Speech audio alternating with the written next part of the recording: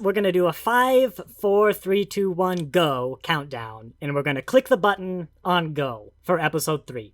And I'm going to play the audio for the start a little bit, just, to help people sync up, but then we're going to mute the audio.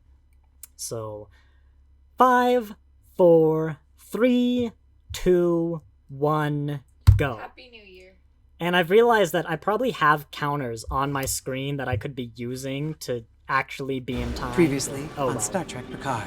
The hell is that? An unknown entity wants to join the Federation. And that's probably enough. There we go. Just me now.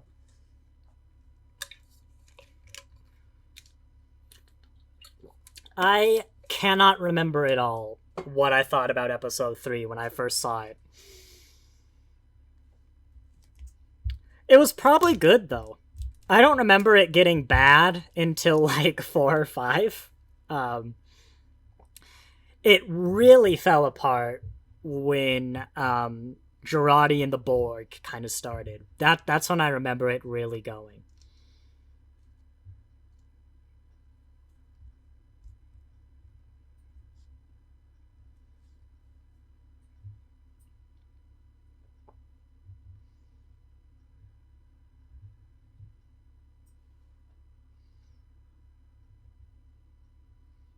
I will say, one thing I never got clear from this, which maybe does get cleared up in 9 or 10,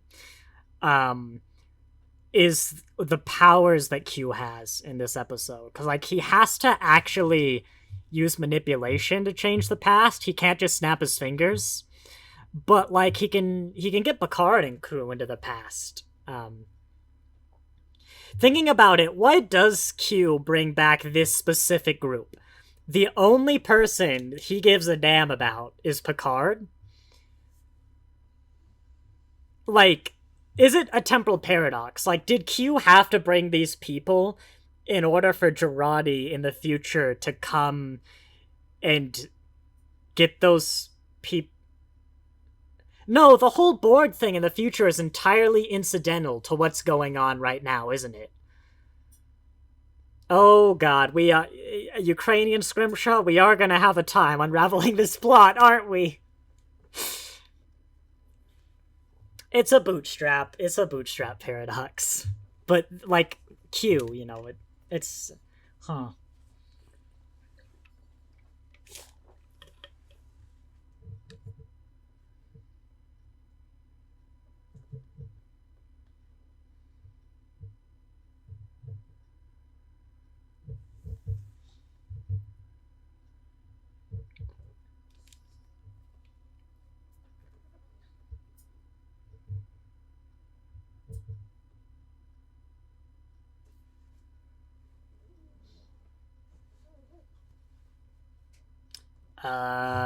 Pumpkin.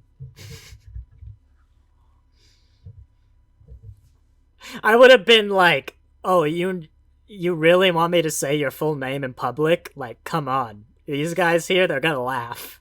Just try and pull it off. It'd be like, my name is Shredder, with something hardcore, like, awesome. I knew a kid in elementary school whose last name was Fight Master. Like, that's what this guy is. That was his legitimate last name, by the way. Fight Master.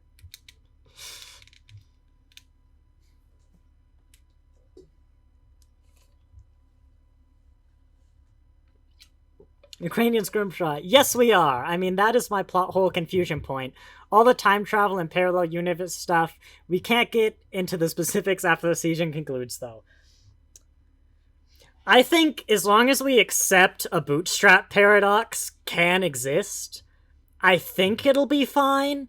But I've seen plots messed up in more astounding ways before.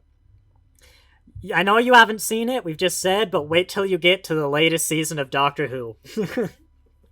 I've seen plots muddled in exceptionally interesting ways.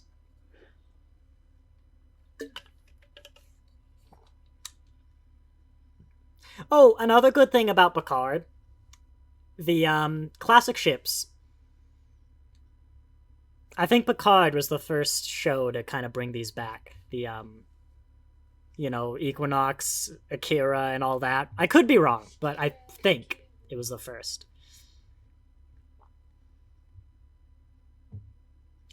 So I will say, for all the slack they got about the copy face feed, they're doing their best to make it up.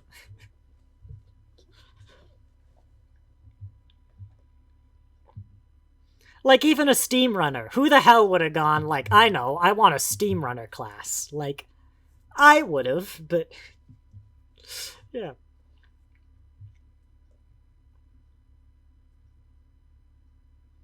Even kind of like the constant swearing, which I know that's not a modern thing. I know if classics could have done it, they would have.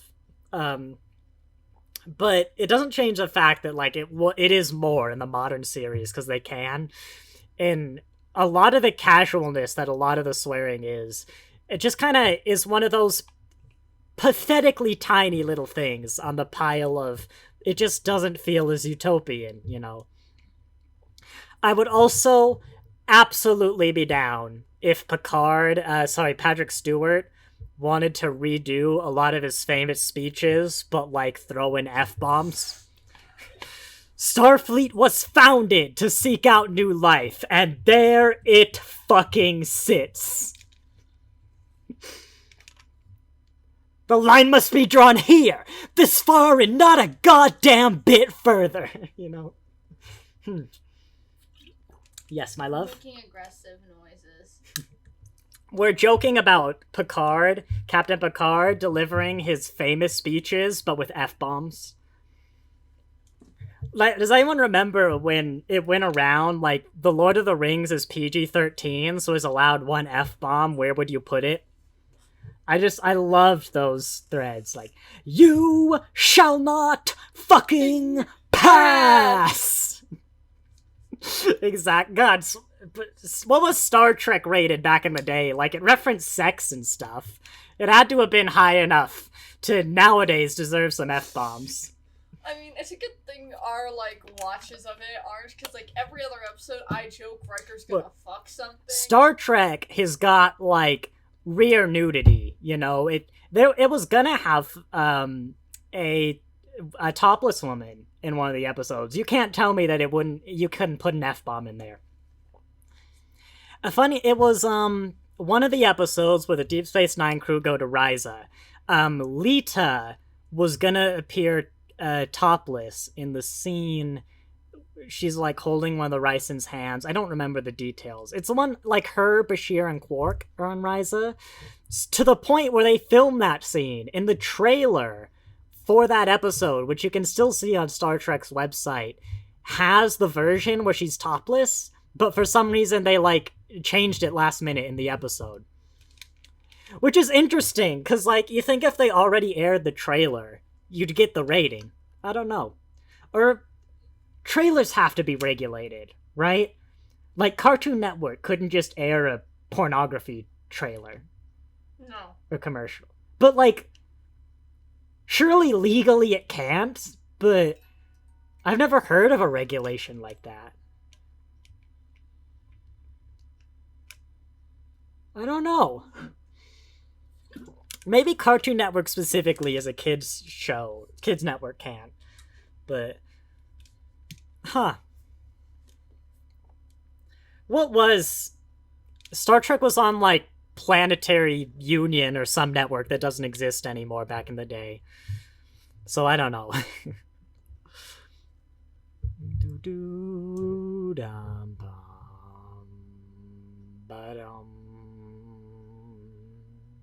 This was the best bit of the song.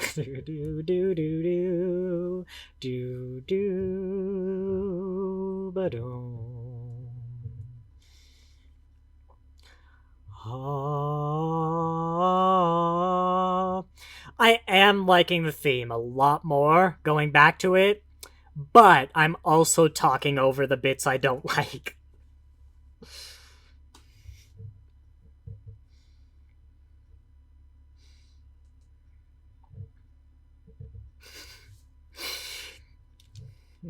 The first duty of every Starfleet officer is to the truth, be it personal truth, historical truth, or scientific truth. And if you can't find it in yourself to tell the truth, then you don't deserve to wear that motherfucking uniform. I can just imagine him getting all up in his face. I'm gonna have fun with this for a while, like Picard speeches with F-bombs. Because he did. I am Jean-Luc. Well, fucking Picard got angry. Picard gets angry when he's, like, morally righteous. And I like that about Picard. Like, he's a no-shit kind of guy. He would have F-bombed if he could. But, like, it's just so... It is because of the prime fucking directive, we cannot help He doesn't swear, because, like, he doesn't believe in swearing. But, like, I do. Locutus would definitely... Like, what if Locutus had, like, a massive swear sailor mouth?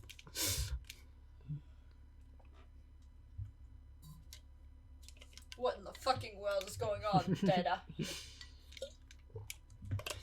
Good question. Current ratings, and What oh if yeah. Data cuss? Wait, here's the answer.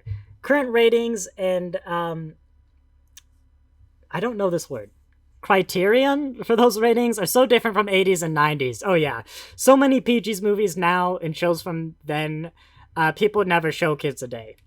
Well, it's interesting because movies are different, right? Like Die Hard is PG or something, and it has a lot of topless women. So, like, you could do more in movies, but you could do less in shows. In movies that could have had at least one fuck word in it. Yeah. Detective Pikachu. Like PG-13, Oh, so God. Wouldn't it But have been funny? it's not Ryan Reynolds who does it. It's like Mr. Mime or something. Like, I would have loved that! Let's get the mime to talk. If Detective Pikachu had an F-bomb, Ryan Reynolds could not give it. I would love it to be like, what in the Pika Pika? I'm sure it did that. I'm positive it did that at some point. It had to. Or like, oh, like about to say shit. Oh, shit, Pika Pika.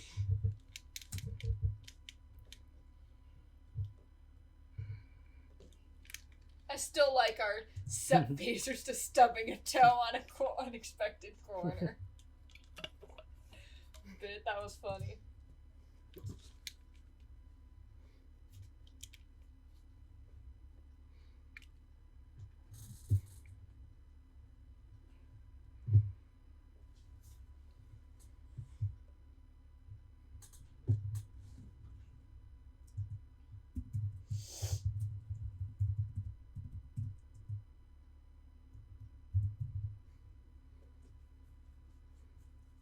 This is the first time I really thought about, like, what a biobed actually does.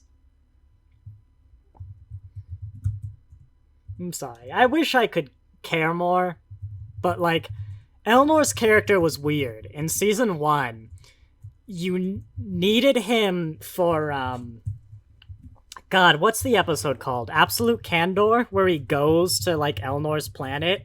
And after that, he has no purpose, to the point where, like, the show gets rid of him, only to bring him back in the finale, where he just, like, acts like a baby and, like, hugs Seven and stuff, and doesn't really have a purpose. And then they bring him back, where he doesn't have a purpose. Like, they just kill him off to, like, give Raffi a purpose. Like, a lot of people like Elnor's character, and, like, I can get it, but how come he's not the modern Mayweather? You know, he's not the modern Travis. Star Trek Next Gen is actually didn't have a network to broadcast. Oh, that's right, it was syndicated, isn't it? They didn't like the offers they got, so they went to a bunch of local networks and got their own deals. So some areas was CBS, some was Fox, etc. I was thinking Enterprise, which had it was made for some, like, planetary network or something. I don't remember.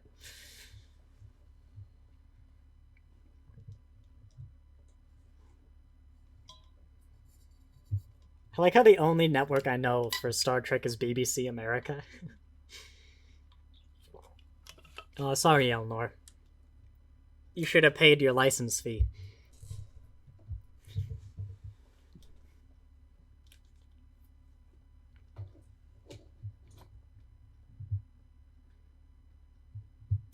Yeah, he was like Elnor is so redundant as a character that when he was never announced for like season 3, I never really stopped to consider what happened to him. I'm like, oh, I guess he just. Well, the thing is, like, he could have died. They could have brought him back and just not talked about him. Like, I neither really knew nor cared. Like, he really is the modern Travis Mayweather, but I never hear people talk about him like wasted or anything. Oh, well, at least his eye wasn't torn out. Give it a few decades, you know? You never know. He looks young. And they'll recast him anyway. And they'll, like, rip out his other eye. And they'll put it right next to, like, Icheb's eye, and they'll slowly assemble, like, some Frankenstein of classic characters. And, like, he'll come back one day.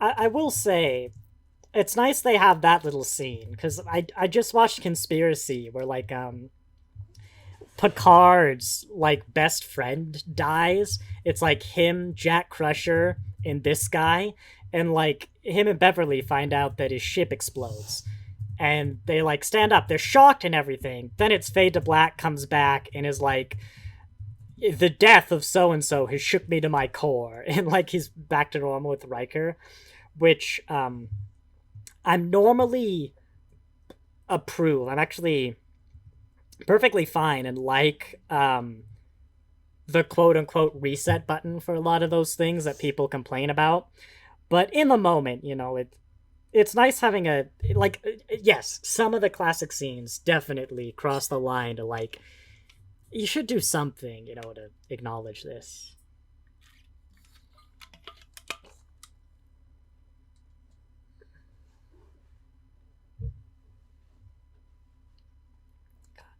I don't know the actress's name, but whoever plays Raffi really I think would thrive in a different part in a different show.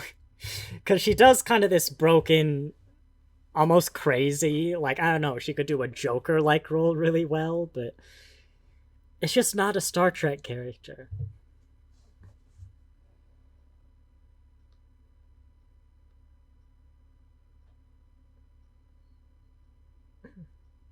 Yes, that is somewhat hypocritical, just praising like the emotional reactions, then bashing Raffi, but there's a lot of other things about Raffi.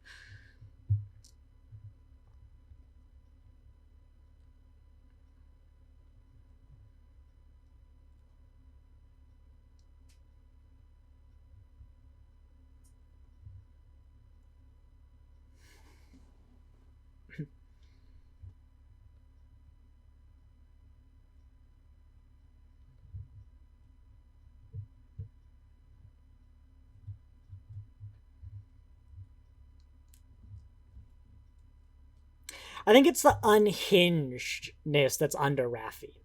You know, when she's looking at Picard, twitchy, like, huh? You know, it feels like a Joker-esque character where like they could just snap at any moment. It's like really unstable.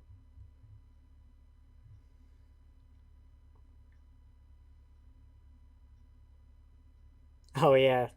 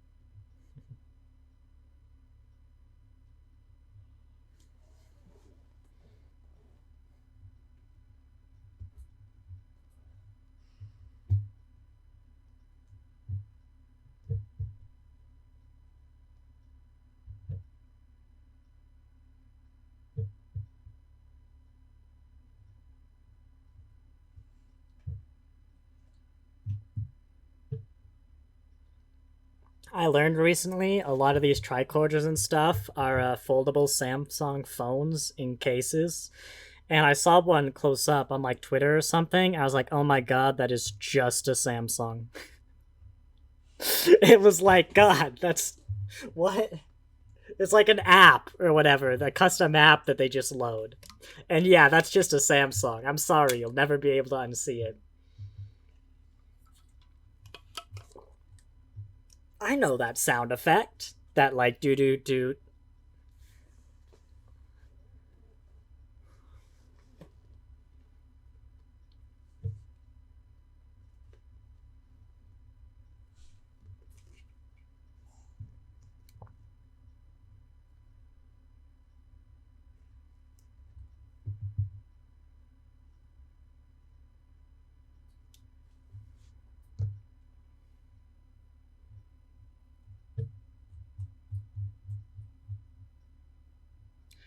Yeah, I never really liked that euphoricness of the Borg.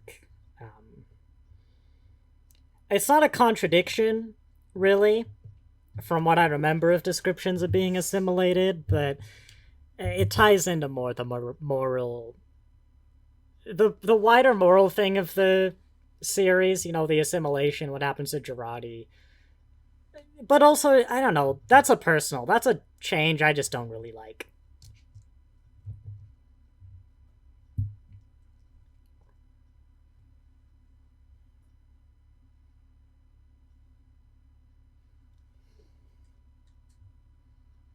Oh, that's right. They aren't they about to fly from like LA to Paris or something?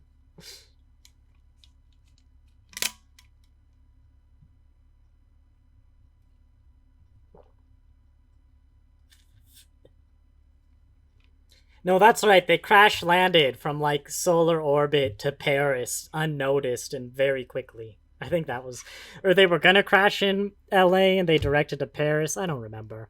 That was in my review.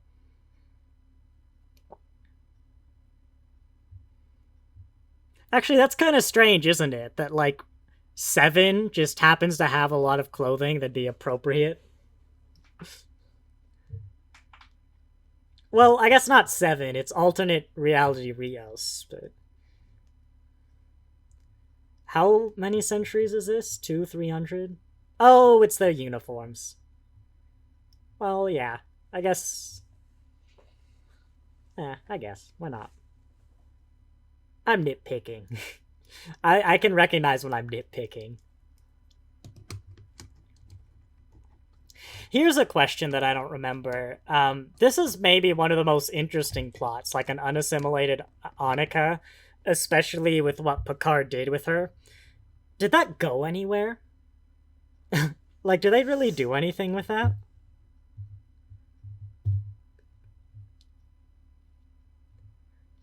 Because that's probably the most interesting. Well, no, like Q, some of the others, but that's probably one of the most interesting things they could have done with this season, and I don't think they really did.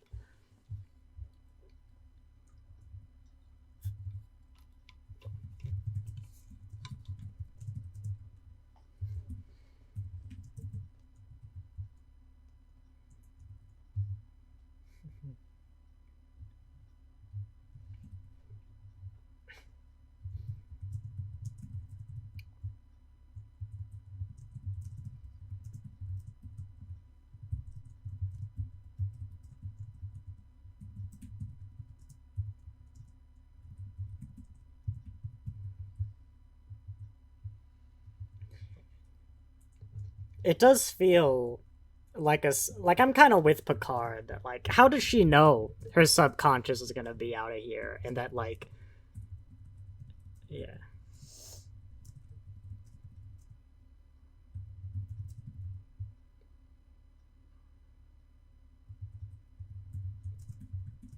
Enterprise away uniforms are my fave. I vaguely recall them. I'm gonna give them a Google real quick.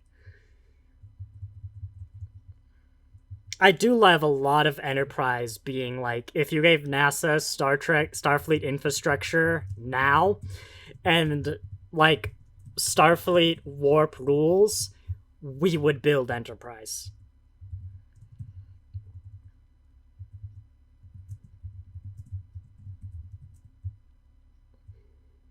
I don't know if it's my favorite Enterprise, but for what it is, it probably is my favorite Enterprise. Yeah, yeah, the jacket. I mean, it's not my favorite, but in a this is what we would do now with the infrastructure and the technology, I love it. Which is a lot of what Enterprise is, you know. I adore those looks for what they are. And a lot of those looks I just adore in general, but yeah.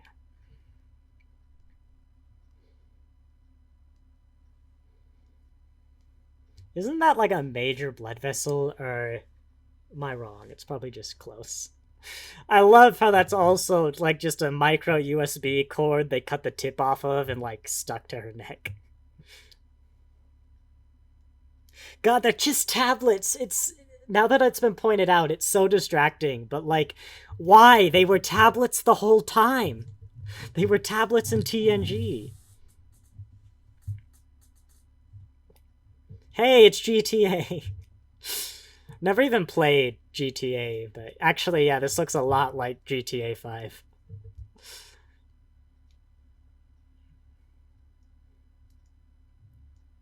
Yes, I know GTA 5 is set in fake LA, but I bought American Truck Simulator recently, which is like the only game in the world that has Spokane, and it was surreal driving like through downtown Spokane. Like, God, I do the Spokane to Seattle drive a lot in my life, and watching like doing that in a game was just absurdly surreal. For sure, to each their own, just my personal fave, and I wasn't a big Enterprise fan when it first aired, but after watching multiple times since, it's one of my faves Star Trek series. Whoops a doodle. Um, yeah, I really loved Enterprise. It's odd to think what I might have thought if I was older, you know, and technically Enterprise is in my time, but like I was 5 when it was canceled. Um, and like I wonder what I would have thought really if I watched it contemporarily. Like, but you know, then again, I'm watching this with the perspective of like, is even though it already existed, like it could destroy canon, you know, quote unquote. But I loved like what they did with Vulcans, and I just remember loving like basically every decision Enterprise made for the most part. But yeah, definitely took a while for people to come around. It's like to me that EVA, like it's just a jacket, but for what it is, I kind of like that it's just a jacket, you know. And yeah, you played GTA. The last GTA you played was San Andreas. I actually own GTA 5. I got it for free off Epic Games, but I've just never played it.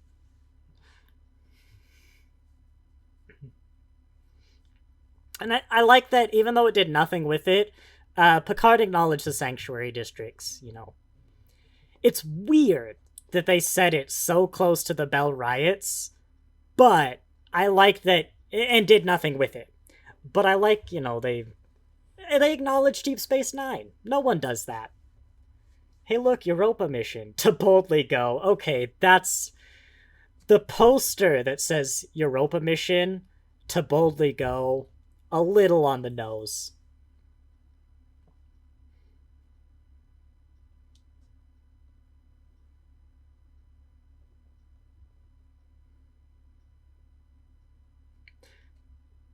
Space.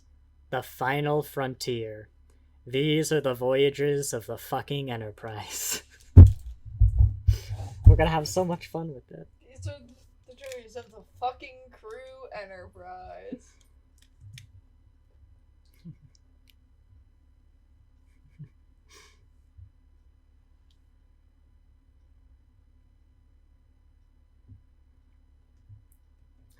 I mean, something I didn't clock before is like, these performances are really good.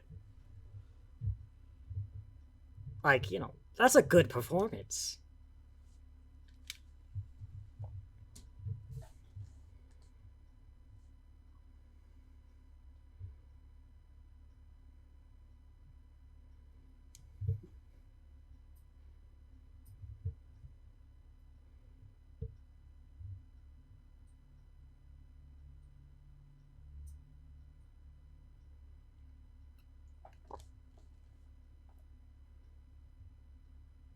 Yes, exactly what was that.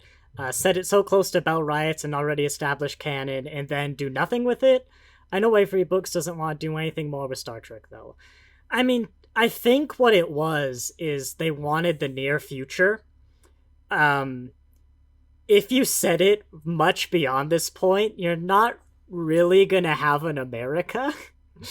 Or, like, at least a recognizable America. So they kind of had to set it here. I get, small world syndrome. If it was the Bell riots, I might be here sitting and complaining that why that date, but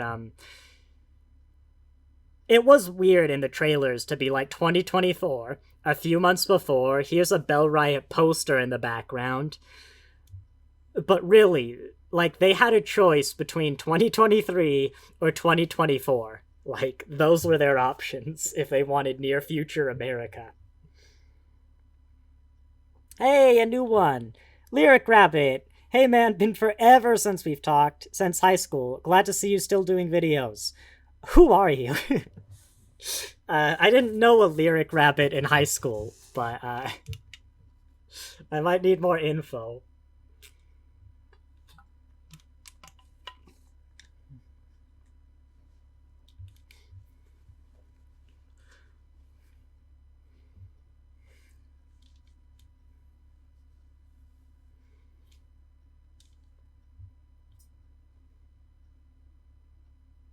Michael. I am bad with names. I am sorry. I get you might not want to, like, dox yourself. I might have to pull out a yearbook. High school, Michael.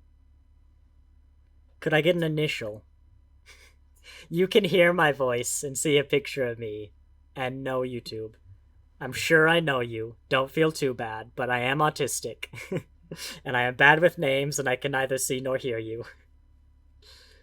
Michael, wait, oh, no. Not my manager, Michael. You're like you were a classmate, right?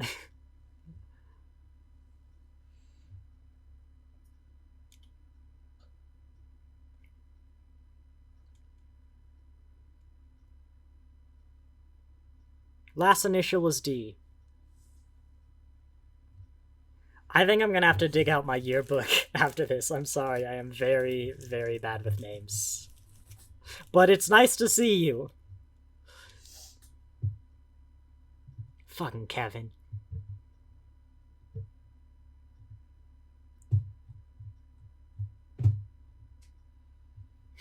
Wait a...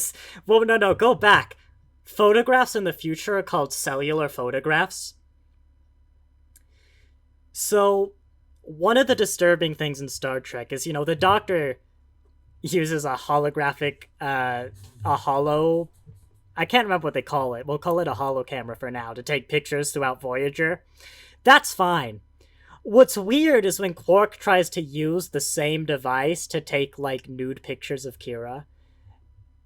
Cellular photograph is adding more weirdness to this little dystopian aspect of Star Trek.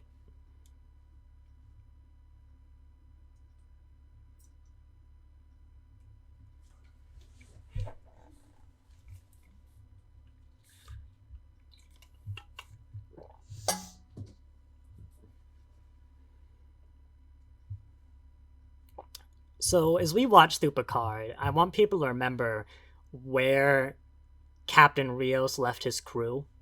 Like in the middle of an not his crew, sorry, his fleet that included his crew. In an incredibly dangerous position, middle of a red alert, high battle, high stakes situation. I just want us to bear in mind the position that Rios is about to abandon.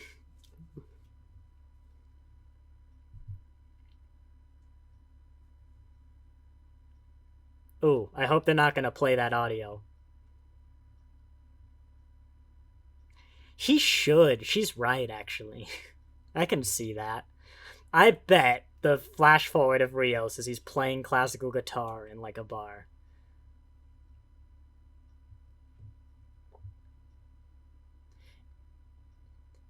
Is it racist if it's a Spanish guitar in my head, though? But also, I think he totally gives off those vibes. You know, this is the captain who smokes on the bridge. I don't know why it's all connected. He should be in like a tequila ad or something, I guess, is the thing that like is playing classical guitar.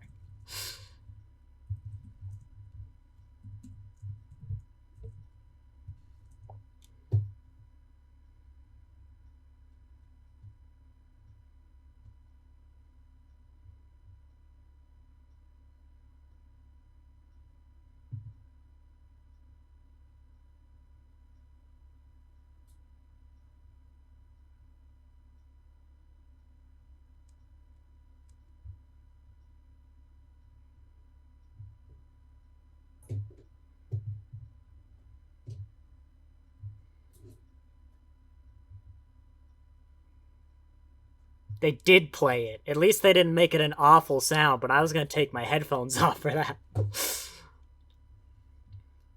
Yeah, usually I take my headphones off for scenes like this.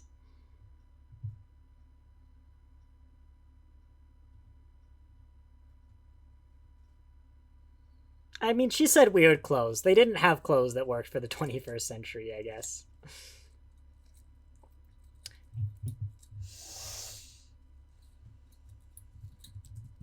Maybe that's another thing about Picard, is a lot of the modern day stuff, when it's not a Starfleet uniform, feels like it could work now, which honestly was probably true back in the day. For Enterprise, it made sense, but like, I didn't live in the 80s, you know, there were less out of uniform stuff, but just those minuscule little things that all pile up into more of a dystopian, or less utopian thing.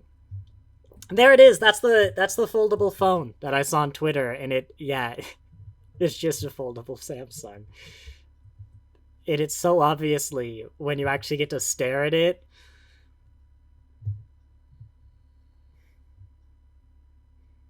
like, look at it, that's just a Samsung. But like, of course, it was always a little tablet phone, but like, now that it actually is, it's weird. Look at that. I could probably buy that case. My phone doesn't flip, but, you know.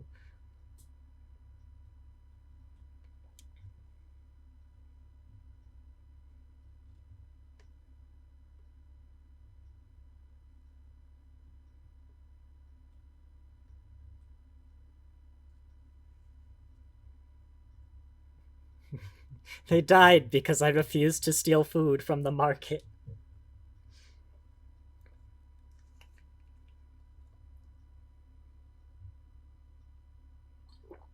He's got you there, Rios. I think this kid's gonna grow up to write Picard. No, that's harsh. That's a personal attack, and that is unjustified.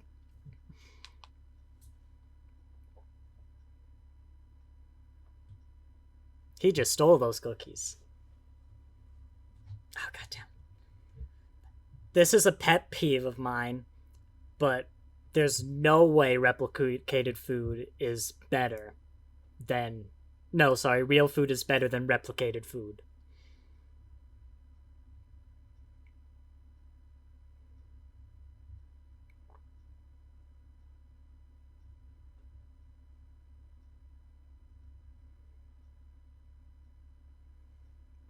I was about to say, is she gonna steal the badge now? I get it when it's a kid, but like...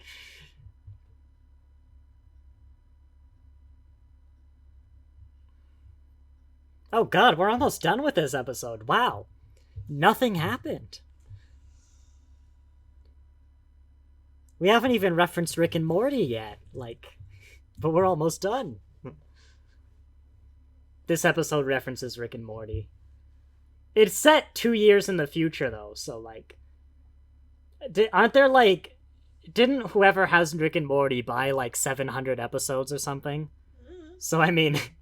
they should be making it. It's kind of like the Elon Musk reference, though. When Discovery referenced Elon Musk, it was, like, outdated then. You know? Well, then again, I watched it like a year after it came out, so maybe it was outdated, but it wasn't. But in the intermediate year, it became outdated. Give them some credit. Baby, why are you hanging your head off? Is this how the dog... Wait, was that it? No. There's so much more time left. Okay.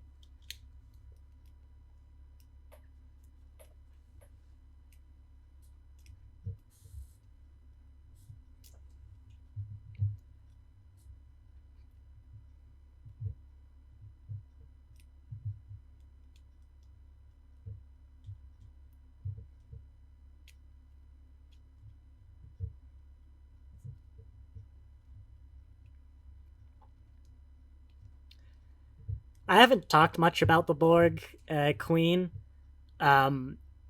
That's mostly because I've never really liked the Borg Queen, like conceptually, or like the fact that she's weirdly sexy and like I've never really liked the Borg Queen. But I mean, this is just a Borg Queen, I guess. It's a fine rendition of something I never cared for. That's what the Borg Queen is.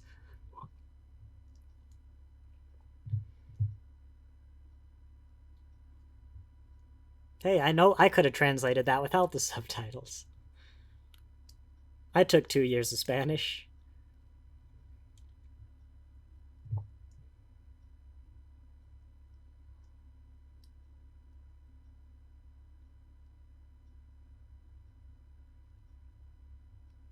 He looked at that before they showed up.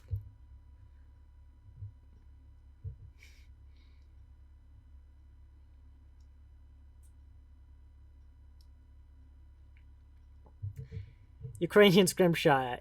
Hey, yeah, I've noticed modern shows, not just Star Trek, seem to really stretch out their seasons and episodes thinly to the point where episodes can go by and nothing really happens.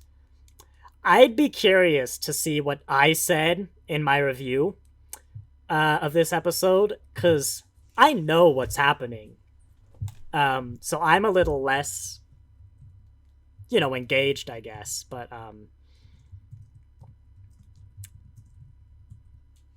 I mean, you could equally say that a lot of people complain classic Star Trek moves so slowly and not much happens. Like...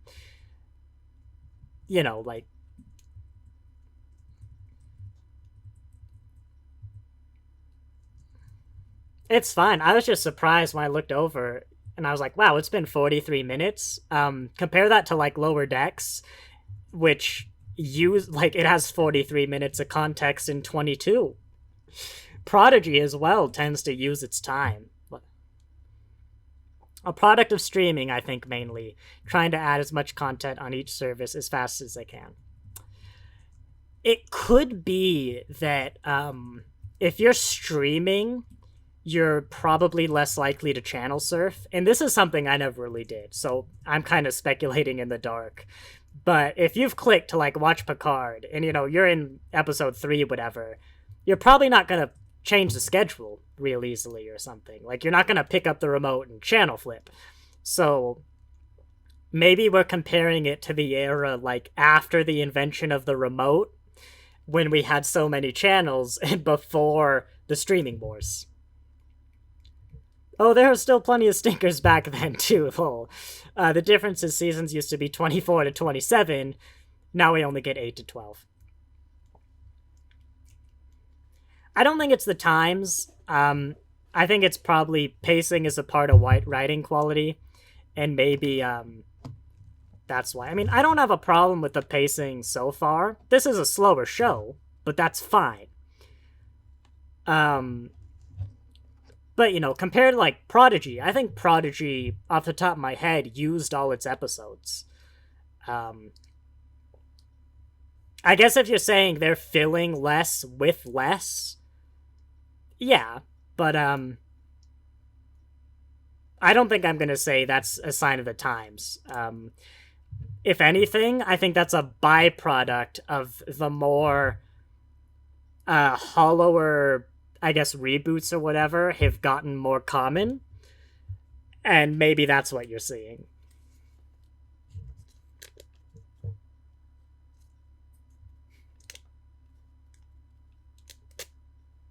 At least he acknowledges, like, you know, damn butterflies.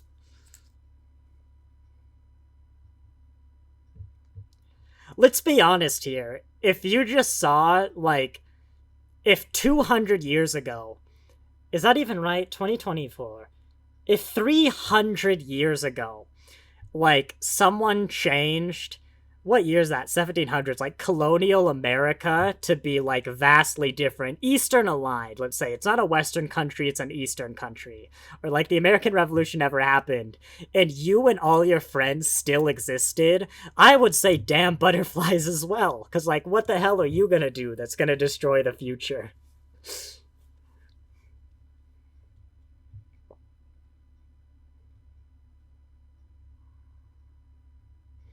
I'd agree, but only because he's an awful captain. He's clearly not doing this out of, like, good captainness.